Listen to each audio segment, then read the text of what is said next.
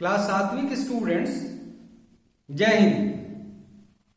Students, मैं आपको बता दूं कि सामाजिक विज्ञान विषय के अंतर्गत हम लोग इतिहास का अध्ययन कर रहे हैं।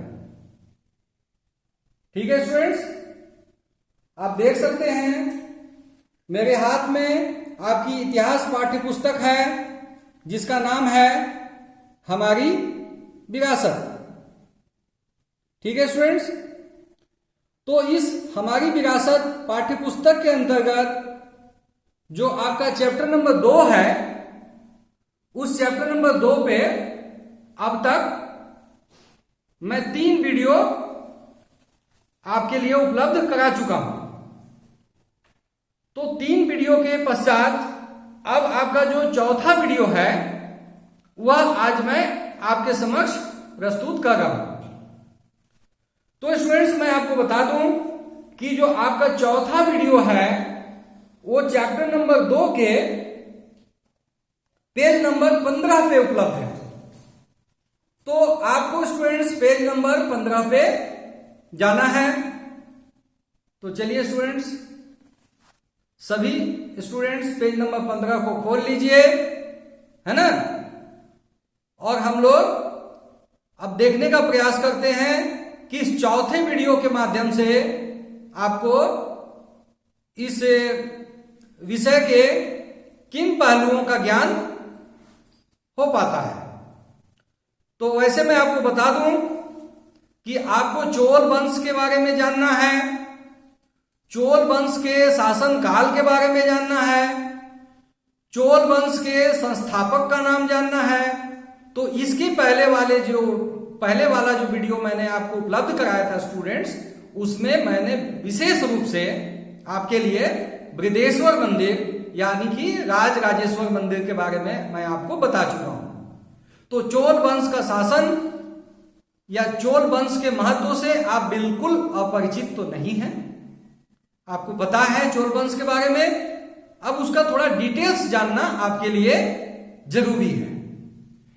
तो क्लास 7 के पाठ्य विषय के अंतर्गत चोल वंश के बारे में जो कुछ भी जानना आवश्यक है, चलिए उस पर अब हम थोड़ा फोकस करते हैं।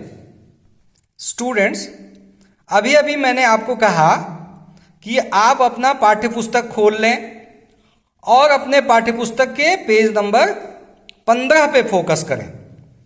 तो स्टूडेंट्स देखिए, पेज नंबर 15 पे है चोल शासक, चोल शासक, है ना। देखिए, दक्षिण भारतीय राज्यों में चोलों का राज सबसे प्राचीन था। ध्यान दे रहे हैं स्टूडेंट्स, दक्षिण भारतीय राज्यों में जो चोल राजा थे, है ना, चोल राजाओं का जो राज्य है वो सबसे प्राचीन था। तो जब आपसे कभी सवाल पूछा जाए कि दक्षिण भारत के शासकों में सबसे पुराने शासक कौन थे, तो आपको कहना होगा चोल वंश के राजा। ठीक है। और चोल वंश के जो संस्थापक थे वो विजयालय थे। स्टूडेंट्स, मैं आपको बता दूं कि 6ठी कक्षा में मैंने आप लोगों को संगम काल के बारे में बताया था। तो संगम काल वाले चोल और ये जो 8वीं शताब्दी 9वीं शताब्दी के जो चोल हैं, है ना, या 10वीं शताब्दी के चोल हैं, वे सब एक ही शासक हैं स्टूडेंट्स। लेकिन बीच में कई बार क्रम टूट भी गया और फिर से चोल शासन जो है फिर से उभरा। तो स्टूडेंट्स, मैं आपको बता दूं कि मैं मध्यकाल वाले चोल शासन के बारे में बता रहा हूं, संगम काल वाले चोल शासन के बारे में नहीं। उसका अध्ययन आप लोगों ने 6ठी कक्षा में कर लिया है। ठीक है स्टूडेंट्स, आप महान चोल साम्राज्य के संदर्भ में बिल्कुल सटीक जानकारी प्राप्त कर सकें, इसके लिए मैंने प्रयास किया है कि भारत के वर्तमान मानचित्र में चोल साम्राज्य और उस समय भारत के अन्य विभिन्न क्षेत्रों में जिन राजाओं का शासन था उनको मैं आपको बताने का प्रयास करूं। तो सबसे पहले स्टूडेंट्स देख लीजिए, ये समूचे भारत का मानचित्र है जो कि वर्तमान भारत का मानचित्र है। मैं वर्तमान भारत इसलिए कह रहा हूं स्टूडेंट्स कि अविभाजित जो भारत था वो बहुत बड़ा था, अब तो भारत छोटा हो गया है। 15 अगस्त 1947 को जब देश का विभाजन हुआ स्टूडेंट्स, तो भारत का आकार बहुत छोटा हुआ। उसके कई भाग जो हैं पाकिस्तान बन गए और कुछ भाग जो पूर्वी पाकिस्तान बने थे अब बांग्लादेश में भी तब्दील हो चुका है। तो ठीक है स्टूडेंट्स, तो वर्तमान मानचित्र को तो हमें देखना ही होगा और साथ में हमें उस समय के विभिन्न राजवंशों के बारे में भी जानना होगा और साथ ही साथ जो चोल डायनेस्टी है, जो चोल वंश है, उसको भी हम लोग ध्यान से देखेंगे। तो स्टूडेंट्स देखिए यहां पे बिल्कुल दक्षिण भारत में देखिए, यहां पे आप देख रहे हैं स्टूडेंट्स, जो सैफरॉन कलर में दिखाया गया है ये तमिलनाडु और केरल वाला जो क्षेत्र है, इस क्षेत्र में चोल वंश का शासन था। और यहां पे स्टूडेंट्स मैंने अलग से देखिए पॉइंट करके दिखाया है तंजौर। देख रहे हैं स्टूडेंट्स तंजौर, ये तंजौर क्या है? तंजौर एक शहर है जो कि तमिलनाडु में है और यह जो शहर है वो चोल वंश के राजाओं की राजधानी थी। तो स्टूडेंट्स दक्षिण भारत में आप कावेरी नदी की स्थिति को पहले देखने की कोशिश कीजिए।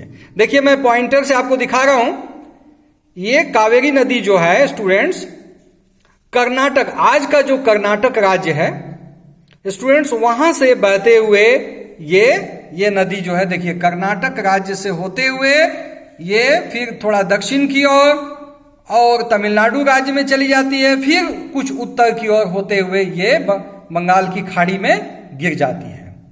ठीक है स्टूडेंट्स, और यहां पे आप देखिए तंजौर शहर को मैंने अलग से देखिए हाईलाइट किया हुआ है, यहां ब्लैक कलर में जो पॉइंट है, अब देखिए मैं पॉइंटर से दिखा रहा हूं, ये है तंजौर।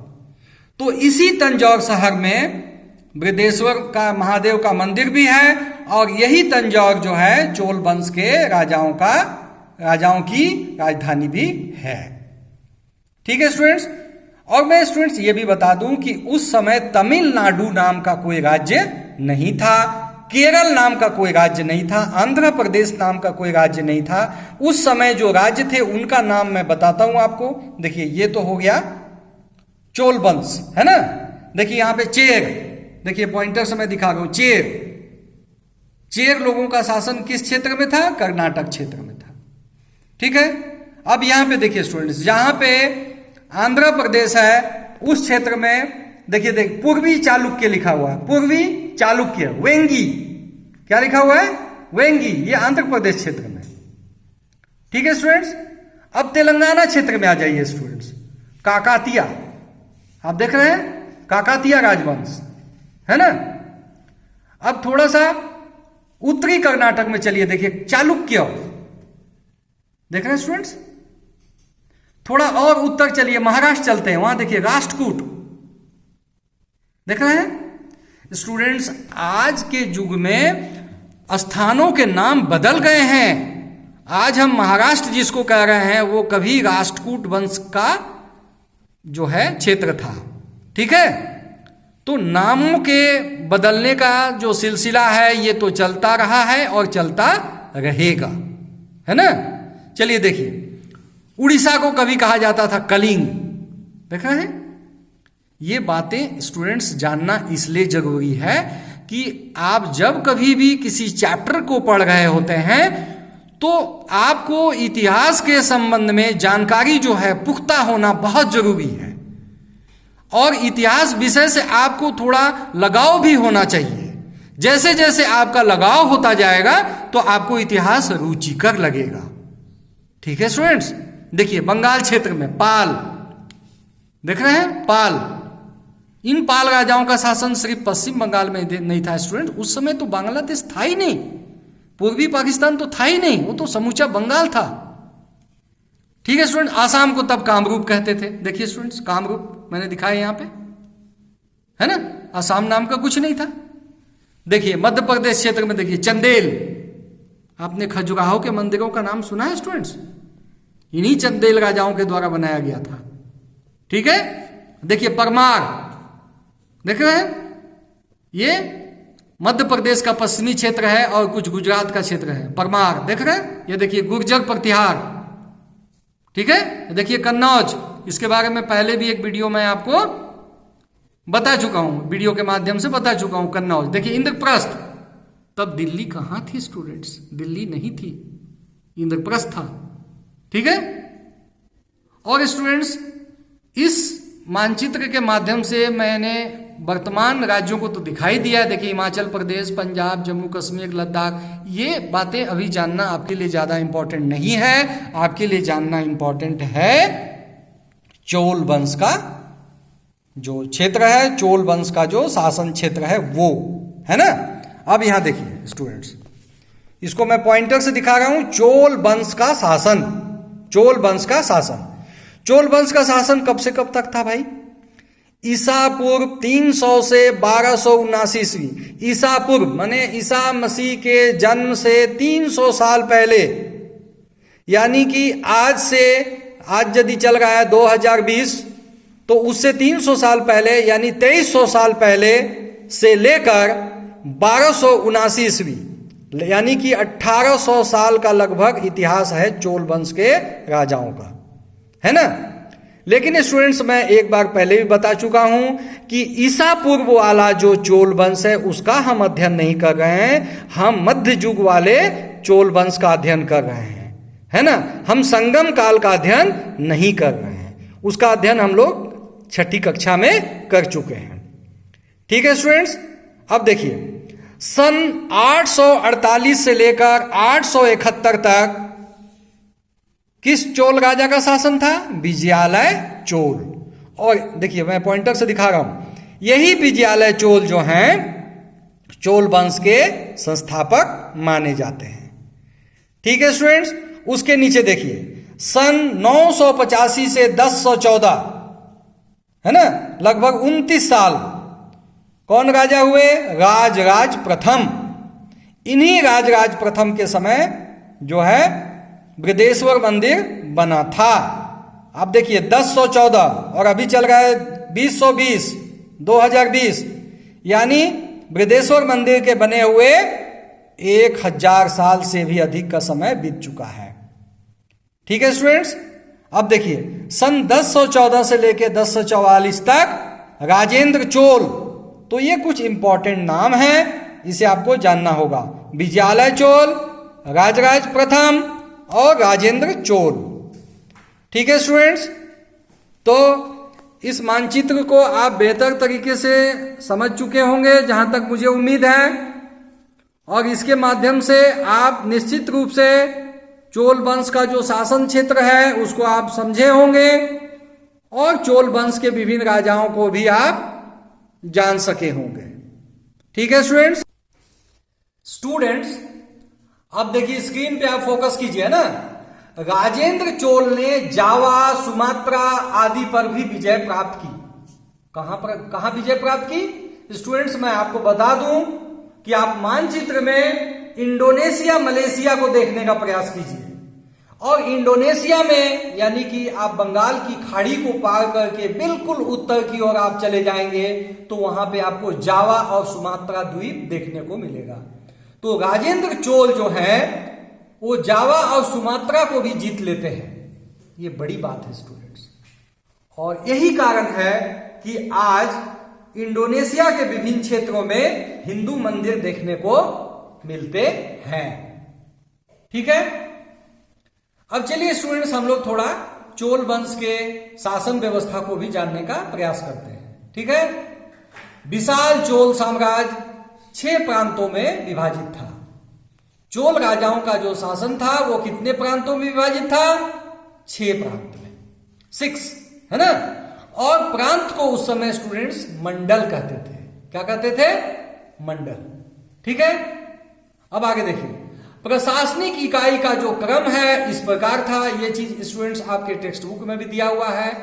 पहले तो राज्य, उसके बाद मंडलम, उसके बाद नाडु, उसके बाद कुर्रम। राज्य तो हो गया समूचा राज्य। जैसे अभी मैंने बताया कि 6 भागों में बटा हुआ था चोल साम्राज्य, तो 6 मंडल हो गए। उसके बाद गांवों का कुछ समूह होता था जिसको कहा जाता था नाडु, है ना। शायद इसीलिए आप देखते हैं कि दक्षिण भारत का राज्य आज कहलाता है तमिलनाडु, तो कुछ उससे भी जुड़ा हुआ है। और गांव को बोलते थे कुर्रम। ठीक है, अब आगे देखिए। चोल शासकों ने अनेक मंदिरों का निर्माण किया, ये तो मैं आपको बता ही चुका हूं। चोल काल में मूर्ति कला का सबसे अच्छा नमूना कांसे की नटराज है। स्टूडेंट्स, आपने कहीं ना कहीं नटराज की मूर्ति देखी होगी। तो ऐसा कहा जाता है मूर्ति कला के क्षेत्र में नटराज की जो मूर्ति है वो मूर्ति बनाने का एक सर्वश्रेष्ठ प्रतिरूप माना गया है, यानी कि दुनिया में उससे बेहतर मूर्ति शायद और नहीं बनाई जा सकती है, यानी नटराज की मूर्ति। ठीक है स्टूडेंट्स, मैं कोशिश करता हूं आपको नटराज की मूर्ति दिखाने का, है ना। स्टूडेंट्स, चलिए अब हम आपके पाठ्य पुस्तक के पेज नंबर 16 पे चलते हैं ना। देखिए पेज नंबर 16 पे देखिए नटराज की मूर्ति है। ये नटराज कौन है? ये शंकर जी हैं, शंकर भगवान हैं, जिनका ये तांडव वाला जो नृत्य है होता है ना, उसी नृत्य को आधार बनाकर उसको मूर्ति कला में तब्दील किया गया है, जिसको हम लोग कहते हैं नटराज। देखिए नटराज की एक प्रतिमा। तो मूर्ति कला के मामले में जो नटराज की जो प्रतिमा है, इसकी शुरुआत भी चोल वंश के राजाओं ने की थी, उन्हीं के कार्यकाल में ये हुआ था। ठीक है स्टूडेंट्स, आप फिर से एक बार स्क्रीन पे फोकस कीजिए। देखिए चोल राजाओं में, देखिए मैं पॉइंटर से आपको दिखा रहा हूं, है ना। चोल राजाओं में राजराज प्रथम को सबसे शक्तिशाली माना जाता है। ठीक है, माना जाता है ना। अब उसके नीचे वाली लाइन को देखिए, वहां मैं पॉइंटर से आपको दिखा रहा हूं, है ना। राजराज प्रथम ने श्रीलंका और मालदीव पर अधिकार किया था। ठीक है, तो स्टूडेंट्स मैं बता दूं कि अभी अभी जो मैंने भारत का मानचित्र बनाया था, देखिए स्टूडेंट्स, ये भारत के मानचित्र में मैंने श्रीलंका को भी दिखाया हुआ है सैफरॉन कलर में। देखिए यहां पे है ये चोल वंश का शासन क्षेत्र, और देखिए श्रीलंका पे भी उसका प्रभाव था। ठीक है, तो श्रीलंका में भी कुछ काल तक ऐसा हुआ कि चोल वंश के राजाओं का शासन चला, है ना। तो चलिए देखिए, राजराज प्रथम ने श्रीलंका और मालदीव पर अधिकार किया था। देखिए ये पॉइंटर से मैं दिखा रहा हूं, आप देख सकते हैं, है ना। और उसके जस्ट नीचे देखिए चोल वंश के दूसरे प्रमुख राजा राजेंद्र प्रथम हुए। तो इन बातों को स्टूडेंट्स याद रखना है।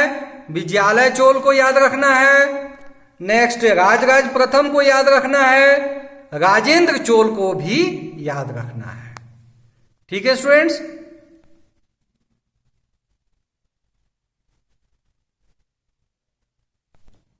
स्टूडेंट्स, ये जो चैप्टर नंबर 2 से संबंधित जो चौथा वीडियो था, उस चौथे वीडियो में मैंने प्रयास किया चार्ट के माध्यम से, पुस्तक के माध्यम से और नक्शे के माध्यम से, है ना।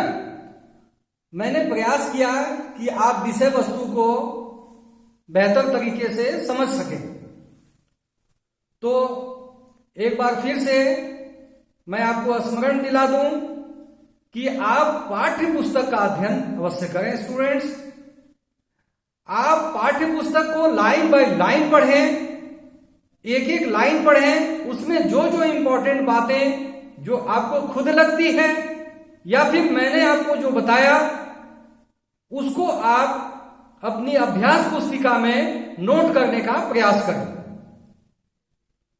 ठीक है स्टूडेंट्स, तो इसके पश्चात जो और भी कुछ मैं वीडियो इस चैप्टर पे आपको उपलब्ध कराऊंगा, उसमें कुछ ऑब्जेक्टिव प्रश्न वाले वीडियो होंगे और कुछ सब्जेक्टिव प्रश्न वाले वीडियो भी होंगे।